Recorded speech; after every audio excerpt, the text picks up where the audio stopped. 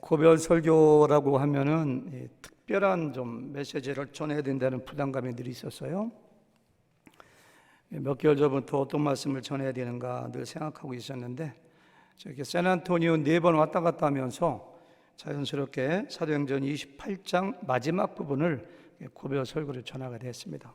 그로서는 얼마나 감사한지 모르겠어요. 따로 고민하지 않아도 되니까. 사도 바울이 풍랑을 만나서 멜리데 섬에서 3개월 동안 있었고요. 거기서 복음을 전했고요. 11절부터 13절에 보니까 수라구사를 거쳐서 시칠리아 섬이라고 하는 데가 있는데, 지도를 오늘 보여드리지 않겠습니다. 시라큐라스라고 하는 도시인데, 영어로는 성경에는 수라구사를 거쳐가지고 이탈리아 반도가 이렇게 장화시는 것처럼 되어 있잖아요. 근데 엄지발가락 끄트머리에 해당되는 데가 레기온이에요. 레기온을 거쳐가지고서 로마 남쪽에 약 150마일 지점 떨어져 있는 보디올 지역을 거쳐가지고 아피오 광장, 트레이스에 거쳐서 로마로 들어가는 것을 볼 수가 있습니다. 사도 바울이 보디올에 들어갔을 때 예기치 않은 사람들을 만납니다. 오늘 말씀 읽어보니까요, 14절에 거기서 형제들을 만나, 14절입니다. 형제들을 만나 그들의 청함을 받아 이레를 함께 머무니라. 그래서 우리는 이와 같이 로마로 가니라. 이렇게 했어요. 보디올, 로마에서 남쪽으로 150마일, 짧은 거리가 아니죠. 그곳에 예수님을 믿는 형제들이 있었어요. 바울을 초청해요. 일주일 동안 교제해요.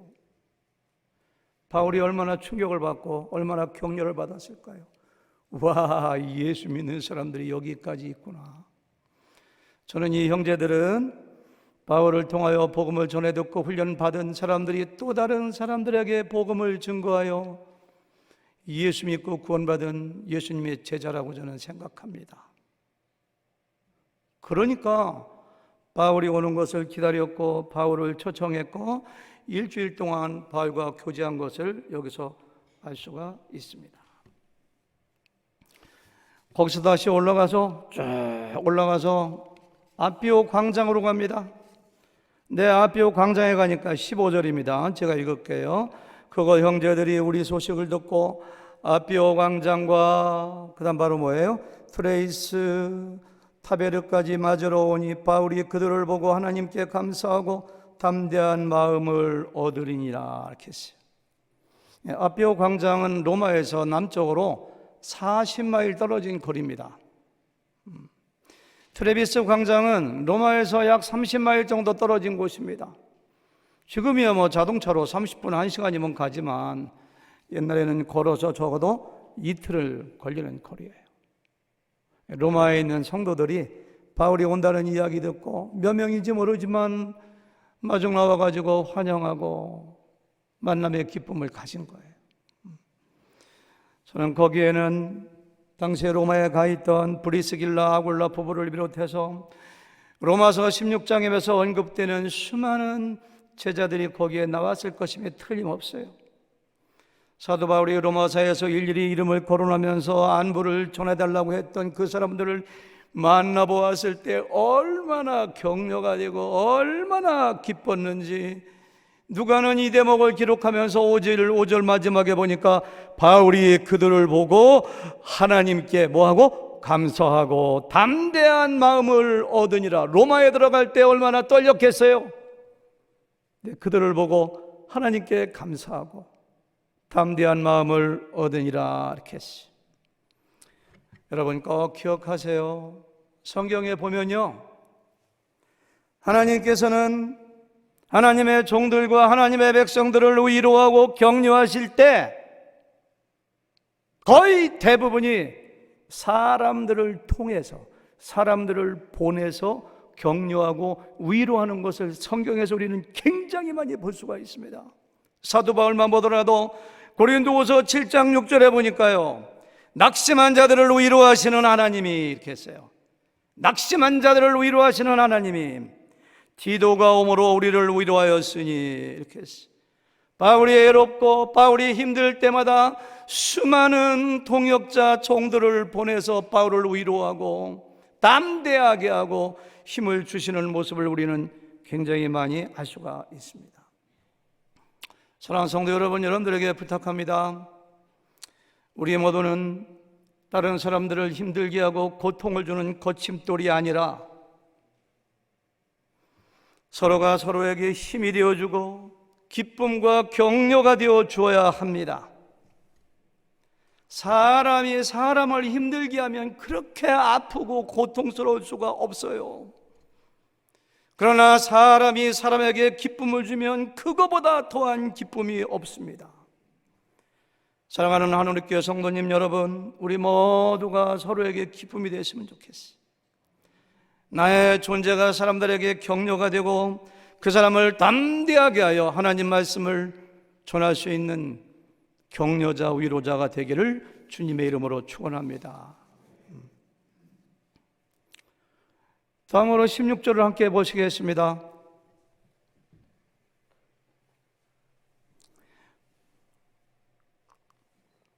우리가 로마에 들어가니 바울에게는 자기를 지키는 한 군인과 함께 따로 있어 따로 있게 허락하더라. 참 이상한 것입니다. 바울이 로마에 복음을 전거러 가는데요, 재판을 받아야 될 가이사라 왕, 가이사라의 재판장에 서야 되는 중재인으로 로마에 들어가요.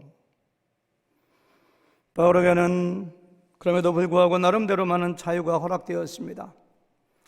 감옥에 갇히기보다는 셋집을 얻어서 민가에 나와 있을 수 있었습니다. 그렇지만 군인 한 사람을 붙여서 24시간 동안 감독하여 지키도록 했습니다. 얼마나 사실인지 모르지만 어떤 기록에 보면 바울이 도망가지 못하도록 군인의 한쪽 팔과 바울의 한쪽 발을 수갑으로 이렇게 그냥 꽁꽁 엮어가지고 같이 움직이도록 해놨다는 기록도 있습니다. 어쨌든 바울은 제수의 신분으로 모든 활동에 상당한 제약을 받으며 로마에 들어갑니다. 한번 물어봐야 돼요. 바울은 당시에 전 세계의 수도라고 할 수 있는 로마의 복음을 증거하러 들어가는데 왜 그렇게 초라한 제수의 모습으로 모든 말과 행동의 제약을 받으면서 가야만 했는가? 위대한 도시, 큰 도시 로마의 복음을 증거하러 가면은 빵빠레를 울리며 왕이나 총독의 높은 신분으로 수많은 사람들의 박수갈채를 받으며 환영을 받으며 가야 되는 거 아닌가? 그러나 하나님께서는 그렇게 하지 않으셨어요. 사랑하는 성도 여러분, 우리가 꼭 기억해야 될 것이 있습니다. 전도자의 길, 복음의 길은 항상 꽃가마를 타고 꽃길을 가는 것이 아니라는 것입니다. 복음이란 마치 황무지에서 장미꽃을 피우는 것처럼 어렵고 힘든 고난의 길에서 싹이 내고 열매가 맺힌다는 사실을 우리는 기억해야 됩니다. 그러나 그 길은 새로운 생명이 탄생하고 하나님의 나라를 확장하는 것이기 때문에 영광의 길이고 생명의 길입니다. 제가 목회를 늦게 시작하다 보니까 이렇게 처음 시작할 때 목회가 힘든지, 저 혼자 누가 힘들게 하는 분이 없었는데 혼자 그렇게 힘들어요. 부족한 걸 느끼니까. 제가 가장 많이 불렀던 찬송이 혼자 주의 길을 가며, 이 찬송이 주의 길을 가리. 제가 1절을 부르고 여러분들 2절 같이 부르려고 했는데 그럴 수가 없으니까 제가 1절만 부르도록 하겠습니다. 2절까지 다 불러 실력은 안 되니까 오늘 찬양이 없으니까 제가 특송하는 기분으로 부르겠습니다.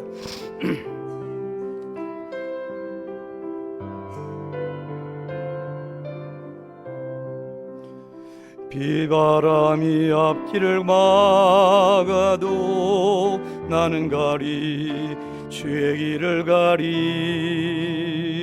눈보라가 앞길을 가려도 나는 가리 주의 길을 가리 이 길은 영광의 길 이 길은 승리의 길, 나를 구원하신 주님이 십자가 지고 가신 길, 나는 가리라.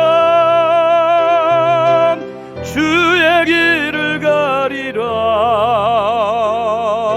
주님 발자취 따라 나는 가리라.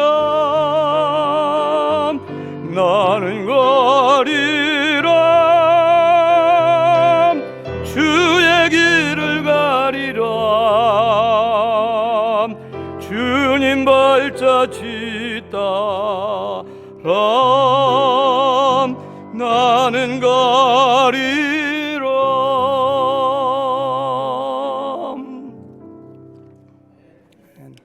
박수도 안 치시네요.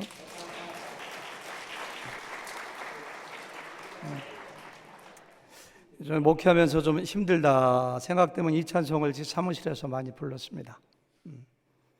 근데 목회자나 선교사에게만 해당되는 찬양이 아닙니다. 주님의 길을 갈 때 때로 힘들고 어렵고 부족함을 느끼고, 그렇지만 그 길이 영광의 길이고 생명의 길이기 때문에 끝까지 갈 수 있는 여러분과 제가 되기를 바랍니다. 아멘. 바울을 보세요. 감옥에 갇히고 돌에 맞고 사람들이 죽이려고 하고 먹을 거 없고 입을 거 없고, 근데 끝까지 그 길을 가요. 저는 이것이 바로 주님의 제자된 저 여러분들이 가는 길이라고 저는 믿습니다. 여러분들 교회에서 사명자로서 그 길을 갈 때 때로는 환영만 받는 것이 아니에요. 눈물을 흘릴 때가 많이 있어요. 그만두고 싶을 때가 있어요. 사도 바울을 생각하면서 당황하거나 이상하게 생각하지 말고 끝까지 그 길을 가시기 바랍니다. 우리는 할 수 없지만 하나님은 하십니다. 우리 안에 계신 성령님이 하십니다. 아멘. 바울이 로마에 가서 제일 먼저 한 일은 유대인에게 복음을 먼저 증거하는 것입니다. 17절에 보니까 앞부분에 사울 후에 바울이 유대인 중 높은 사람들을 청하여 사흘 후에 로마에 가자마자 오늘 갔다면 내일 하루 쉬고 그 이튿날 사흘 만에 로마의 지도자들을 초청합니다. 내가 왜 왔는가, 어떤 사람인가, 왜 제수의 신분으로 왔는가를 다 설명해요. 그리고 무슨 일을 하느냐, 23절 같이 보실까요? 다 같이 읽겠습니다. 저 혼자 읽겠습니다. 말하지 마세요. 그들이 날짜를 정하고 그가 유숙하는 집에 많이 오니 바울이 아침부터 저녁까지 강론하여 하나님 나라를 증언하고, 뭐 했다고요? 하나님 나라를 증언하고 모세와 율법과 선지자의 말을 가지고 예수에 대하여 권하더라. 위에 계신 분들 저기는 자막이 거꾸로 나오네요. 어떻게 잘못된 건가요? 좀 조정 좀 해보세요. 이쪽에 앉으신 분들 잘 볼 수 있도록. 자막과 그림이 거꾸로 나오는 것 같아요.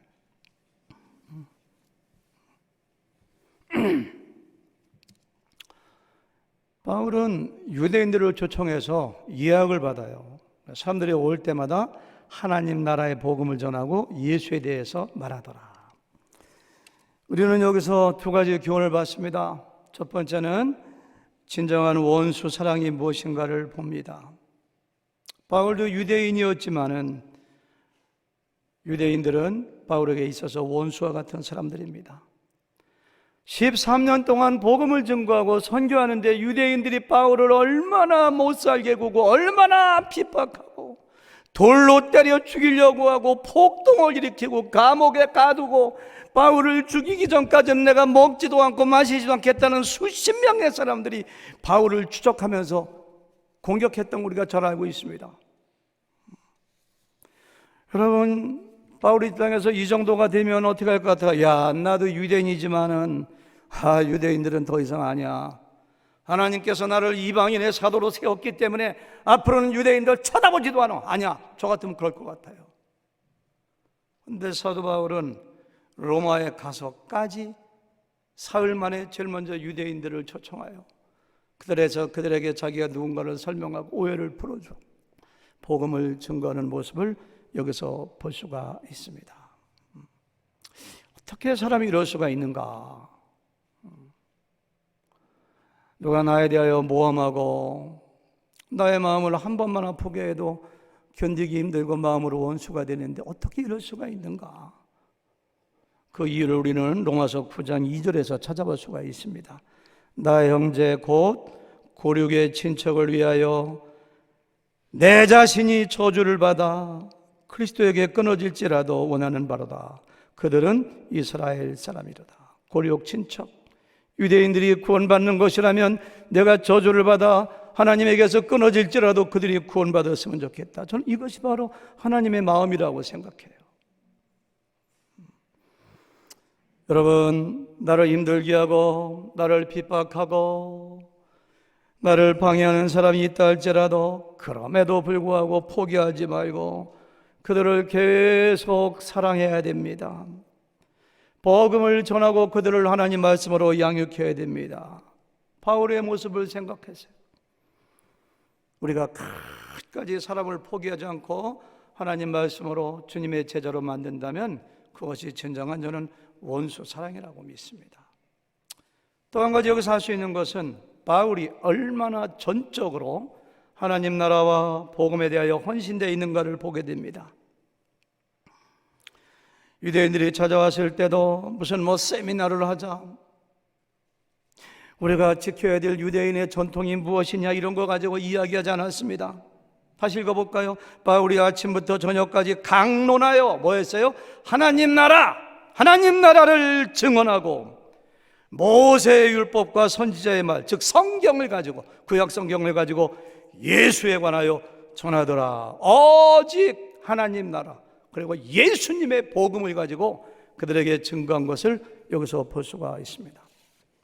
우리가 아까 읽었던 30절과 31절에 봐도 바울이 온 이태를 자기 셋짐에 머물면서 자기에게 오는 사람을 다 영접하고, 머물면서 영접하고, 세 번째 뭐예요? 하나님 나라를 전파하며, 네 번째 뭐예요? 주 예수 그리스도에 관한 모든 것을 담대하게 거침없이 가르치더라. 네 개잖아.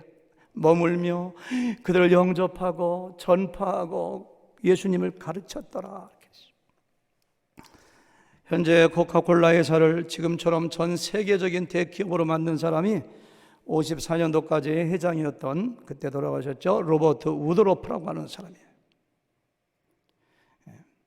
기자들이 물어봤어요. 당신은 어떻게 이렇게 코카콜라 회사를 세계적인 기업으로 키울 수 있었습니까? 가만히 있다가 한마디만 했어요. 내 몸의 혈관 속에는 피가 흐르는 것이 아니라 코카콜라가 흐르고 있습니다. 설마 피 속에 코카콜라가 흘렀겠어요? 얼마나 코카콜라에 대한 열정과 헌신을 가지고 있었는가를 여기서 얘기하고 있는 거죠. 사도 바울은 마찬가지예요. 나 사도 바울을 쿡 찔리면 피가 나오지 않고 복음과 하나님 나라가 나왔을 거라고 생각해요. 다른 사도들도 마찬가지입니다. 저 여러분 피 속에도 복음과 하나님 나라와 예수님이 흘러야 된다고 믿습니다.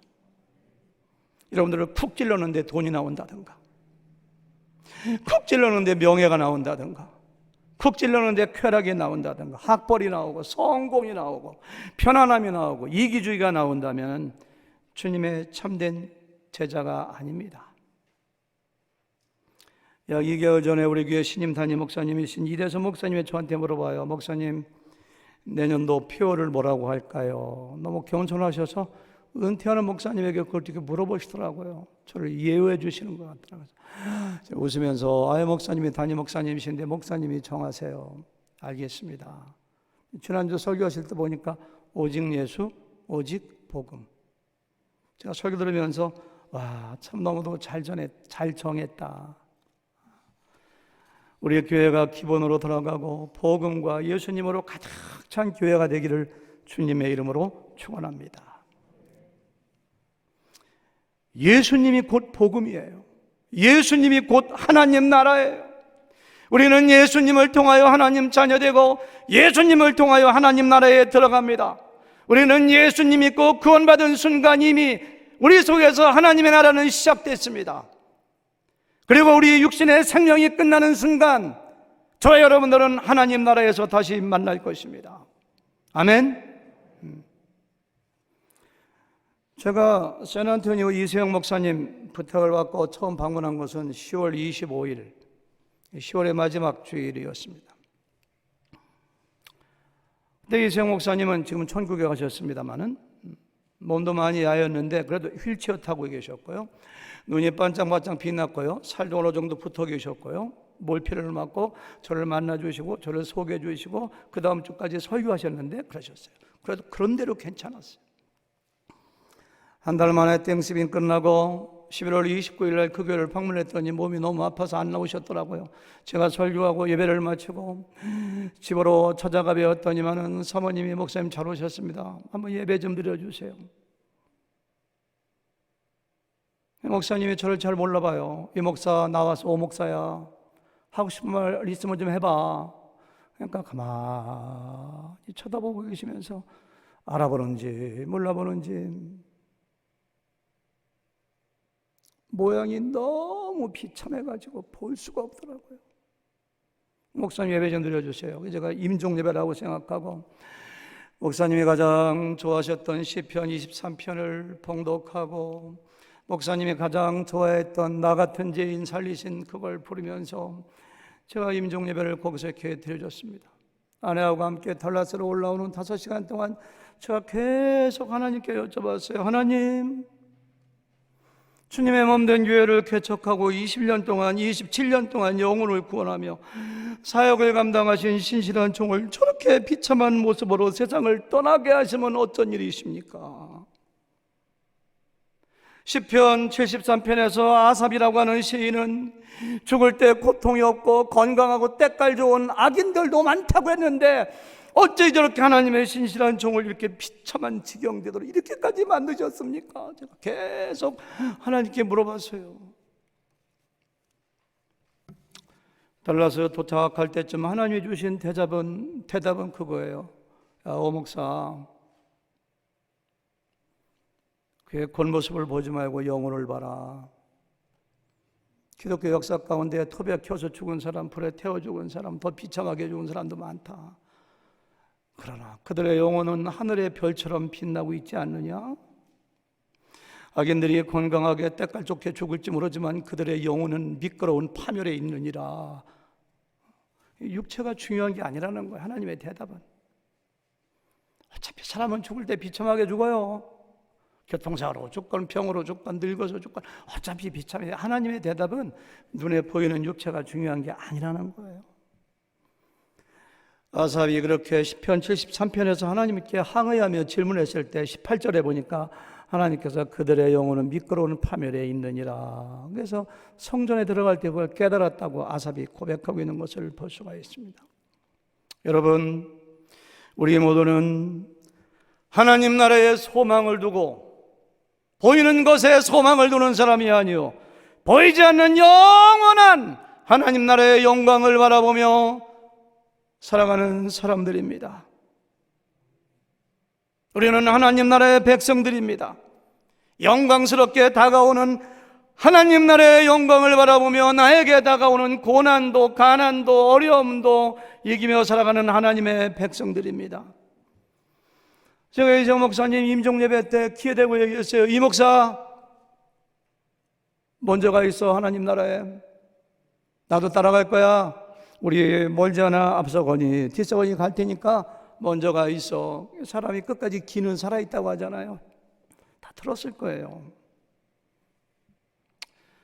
여러분과 저는 질성을 가지고 있어서 자꾸만 땅에 보이는 걸 보고 살아가요. 오늘 우리 모두가 보이는 것이 아니요 하나님 나라의 영광과 가치를 위해서 금방 지나갑니다.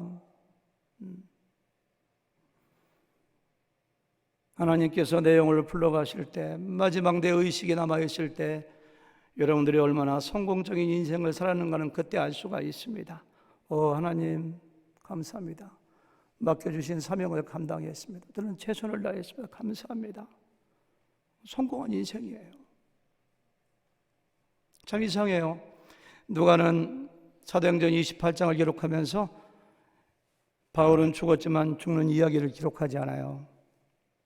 모세도 아브라함도 여호수아도 다윗도 사울도 모든 신앙의 영웅들이 죽는 장소와 상황을 다 기록하고 있지만 사도 바울은 죽었지만 사도행전서는 죽지 않았습니다. 누가가 왜 이와 같은 기록 기법을 사용했을까요? 여러분과 제가 한 사람 한 사람이 바울이 되어서 땅끝까지 복음을 증거하는 사도행전 29장과 30장을 써나가는 작은 바울이 되라는 메시지라고 저는 믿습니다. 바울은 우리 가운데 살아 있습니다. 우리가 지난 3년 동안 사도행전을 공부하면서 복음이 성령 충만했을 때 어떻게 예루살렘과 온 유다와 사마리아와 땅끝까지 증거되는 모습을 우리는 지켜봤습니다. 우리가 해야 될 것은 바울의 뒤를 이어서 복음을 땅끝까지 증거하는 것입니다. 여러분과 제가 그런 사람 되고 우리 교회가 그런 교회가 되고 그래서 하나님께 칭찬받는 교회가 되기를 주님의 이름으로 축원합니다. 하나님 감사합니다. 오늘 말씀을 통하여 우리가 어떻게 살 것인가를 다시 한번 바울을 본받아 살겠다고 다짐하게 하시니 감사합니다. 그렇게 살아가도록 능력과 힘을 더하여 주시옵소서. 감사하며 예수님의 이름으로 간절히 기도 올려 싸움나이다. 아멘.